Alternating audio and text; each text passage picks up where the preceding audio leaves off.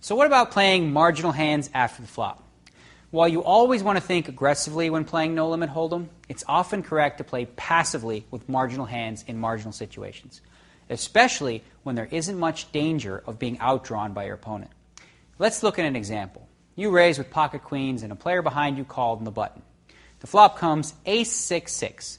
This situation is one of those situations where if you have the best hand after the flop, it's highly likely that you'll win the pot, whereas if you don't have the best hand at the moment, you'll have little chance of winning it.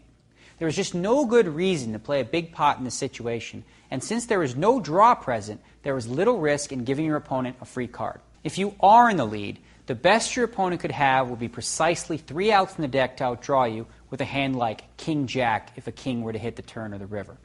Some will say that by betting the flop, you'll find out where you're at in the hand. But will you really? So, if your opponent raises, that would mean what exactly? Well, most likely that he has an ace, or maybe, just maybe, he doesn't think you have it and is trying to steal the pot from you.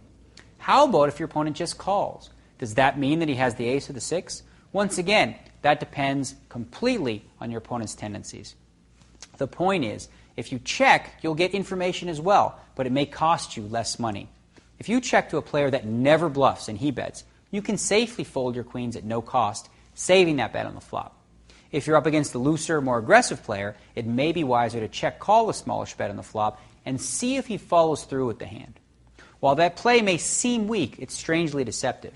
When you check call on the flop, your opponent will know you have something. If he has nothing, he'll likely give up after firing 1 bullet on the flop. By check calling the flop, your opponent may even fear that you have ace-king, aces, or even a 6 in your hand. If he has a hand like ace-10, he may never make another bet at the pot, all the way down to the river showdown.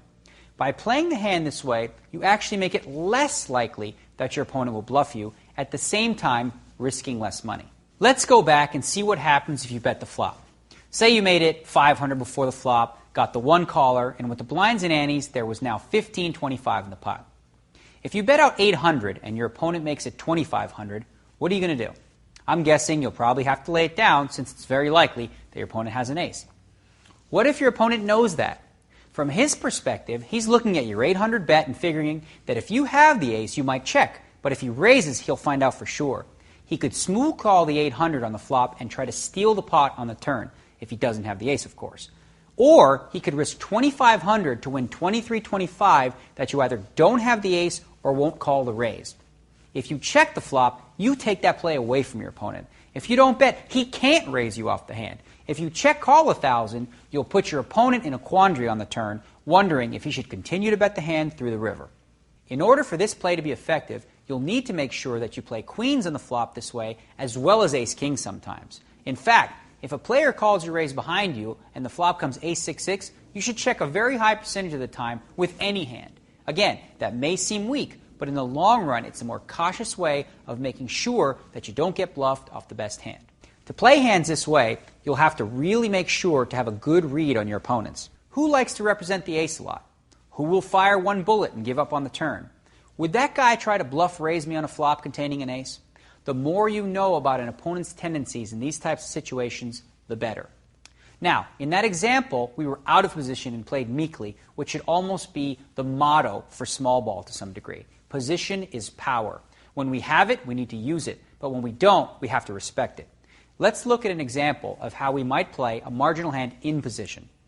You've raised with ace-10 in late position, and the player in the small blind called.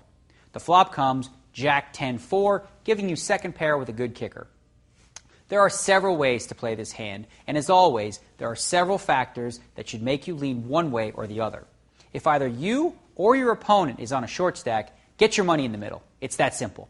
However, if the stacks are deeper, you need to pay closer attention to your opponent and see if you can pick up any physical tells as to whether your opponent likes the flop or not. If your opponent happens to lead out at the flop, the standard play is to call the bet and see what develops on the turn, providing the bet wasn't too big. More likely, your opponent will check the flop regardless of what he has. At that point, here is what needs to go through your mind. What is the range of hands this player will call me with from the small blind? Is he the type of player that would call me with hands like 6-7 of hearts? Or is he the type of player that likes to only play big cards in pairs? If you finally decide that, say, your opponent could have anything from 6-7, pocket eights, jack-king, ace to ace-queen, then checking is the right play. By checking, you show some weakness. If your opponent is an aggressive player, he may see that as an opportunity to steal the pot from you on the turn if a blank hits. Also, if a blank hits, he may feel as though his pocket eights are the best hand. Against king-jack, we're just in a little bit of trouble. But by checking, we can minimize the damage. The other hand, the ace-queen, king-queen, ace-king type hand, is the hand that we'd be giving a free card to. But is that really so bad? None of those hands would likely fold on the flop anyway, so why not just see what hits the turn first before committing to the pot? If the turn comes a 9, queen, or a king, you might be able to get away from the hand cheaply if the action gets too hot and heavy. While the queen would give you a straight draw, it's probably the worst card you could see hit the turn, since it hits every one of those hands. The ace, while making you two-pair, is also a card you should proceed with cautiously. You'd be dead against ace-jack or king-queen, but it could also be a great card for you if your opponent called your raise with ace-9 or worse. Still, you should look to be careful with aces and tens in this situation. You want some action, but not too much.